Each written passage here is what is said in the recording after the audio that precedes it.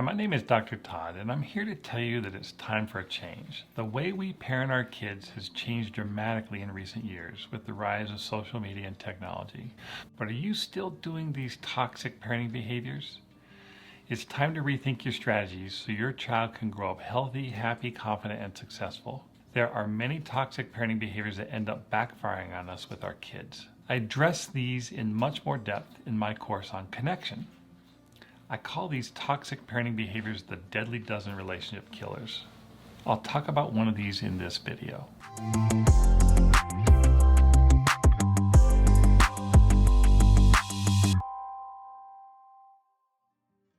Giving advice. Not long ago, I spent a day working with a teenage girl that I'll call Anna, and her mother will call her Kathy. Anna was a really interesting kid. She was an extremely talented musician with a unique, quirky personality. She just saw things differently than most people and was a really neat girl. After spending some time with her, it was obvious to me that some of Anna's quirky personality traits actually included a social weakness that it was starting to become obvious to me. She seemed to miss social cues that would be obvious to most people. So social cues like facial expressions and nonverbal body language seemed to just pass right by her. She was always the least socially sophisticated kid in the room. And because of this, Anna always felt like she was the kid standing on the outside of the group looking in. When she was younger, she was bullied to the point that it was actually traumatic for her. And as she grew older, she was so determined to make it into the popular group that she was often taken advantage of by others. Well, at the end of our day, I remember we were standing there in the kitchen together, and Anna just casually opened up to her mom, and it was in my presence, and she opened up to her about this sort of painful thing she was experiencing with a certain boy. She liked this boy. She felt like he was different from the others, and she felt like, he liked her too, but he would often suddenly stop responding to her text messages. He would go silent for long periods of time, and at the moment, he was ignoring her. And as Anna was sharing this with her mom, Kathy immediately went into advice mode. It was startling to see this in real time. It was as if Anna was speaking from the heart and Kathy was speaking from her brain. And there was this huge disconnect. And I was able to watch and observe a few things while I was standing there in their kitchen as I saw this unfold. As soon as Anna started to open up emotionally, Kathy started to get anxious and fidgety, and she would interrupt, and she would start making suggestions about what the boy was probably thinking, what Anna should be doing about it. And she started making suggestions and giving advice, and this really ended the conversation before it even had a chance to get going. Because Anna stopped. She stopped talking. She actually got up and walked out of the room. Well, her mom, Kathy, had no idea what went wrong. And her only comment was, she basically said something like, see, this is what always happens. Anytime we talk about what's bothering her, she just shuts down and leaves. I have no idea what her problem is. Well, as a side note, I have asked literally thousands of parents and couples about what's troubling them in their relationships. Almost without fail, people tell me that they have a communication problem. They will say things like, we just don't communicate, or he never wants to talk with me. I suppose you could call what happened with Anna and Kathy a communication problem, but more fundamentally, I think it was an empathy problem. Anna was looking to talk about something that bothered her, and I can guarantee you she was not looking for advice. She just wanted to vent, she wanted to be heard, she wanted to get what was on the inside to the outside, as we say.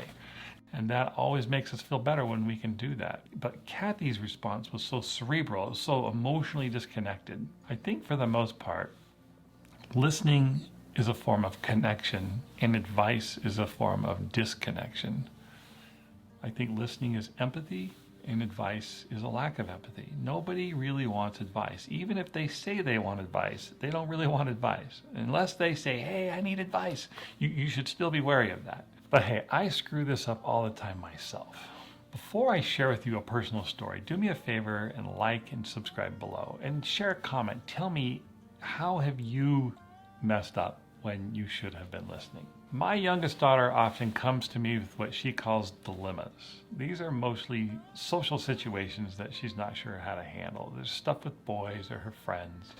And I oftentimes can't resist the temptation of telling her what to do. She's coming to me, and so I want to tell her what to do. It's because sometimes it's just so amazingly obvious to me what she should do. But if I do that 9 times out of 10, she thinks my ideas are dumb and she just gets frustrated. I have learned over many painful experiences, she's not really coming to me for advice. Even if she says she is, she doesn't need me to tell her what to do. What she needs is a little bit of empathy. She needs to be heard. And I need to let her know that I understand how difficult this must be for her. The last time I was in this situation with her, I stopped giving advice. I did just that. I followed my own advice. I just listened. I was attentive. I nodded my head in understanding. I expressed how frustrated she must be. When you do this as a parent, it almost feels like you're doing nothing. That's why I think we get tempted to intervene or just to say things. But by doing this, her response, without even realizing what she was saying, it was almost offhandedly. She just later said, "Thanks, Dad. I feel better now." And that was the end. Let me share with you another interesting experience I had with my daughter. She was going through a really difficult sort of trial, or it was going on for a long time, and this was causing her a lot of pain.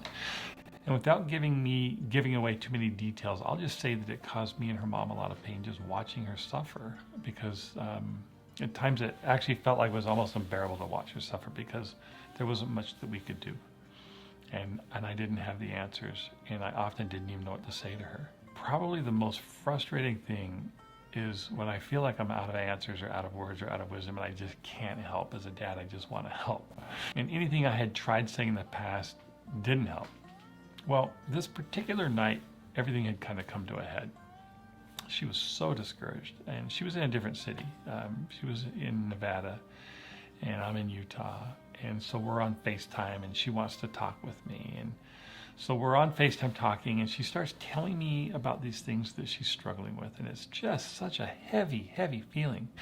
And again, in my mind as her dad, I'm starting to search for things that I can say to her. I kind of want to pull her out of this discouragement, but there's nothing I can say.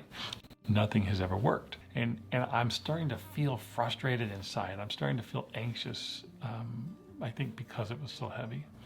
So when I'm in that situation, sometimes I'll inject a little humor to try and lighten things up. I might do a little bit of soft teasing, but it's really just to lighten the mood. But the whole time she's talking, and I'm wanting to come up with something to say to make this kind of go away for her. But I'm reminding myself about advice and that she's not looking for that. And I'm reminding myself to just listen. It's hard to listen when you're anxious as a parent. It's really hard. So I had to force myself to hold my thoughts and just listen. So we spent a lot of time that night on this FaceTime call where I'm listening and occasionally injecting a little bit of lightness here and there. And then I remember at one point, she just sort of eased up. And you could tell there was sort of relaxation that had come over her. It's hard to describe. But you could just sort of tell that she was feeling better after talking through some of this. And it was then that some of the things kind of came into my mind that I wanted to say to her. And I was able to say these things, and she was able to hear them. But I don't think she could have heard them earlier if I hadn't spent a lot of time listening and connecting with her first. If I had just gone in with advice, no matter how good it was, it would have just bounced right back off of her. So when you're trying to help your kids and guide your kids, much of that has to start with connecting, listening, and empathizing. It's really joining with them. In a way, it's sort of suffering with them. And when we do that, we're able to talk with them and say things that might be helpful later. It was actually an amazing thing that night, because her mom later called me after we had this FaceTime call and just mentioned to me how much lighter her mood was, that she was feeling better. And I don't even remember anything of what I said to her. I just remember that being able to hear her and talk with her and connect with her, I think made all the difference. So just think about that. When your kids are suffering, you have to spend some time first suffering with them, to just join with them and listen to them. So just try to join them and be with them. Hey, if you've really been struggling with your child not listening, start with these points. But I have more for you. I've put a link in the description to a free 4-part presentation that will show you how to connect with your kids. So grab a pen and paper, click the link below, and I'll see you there.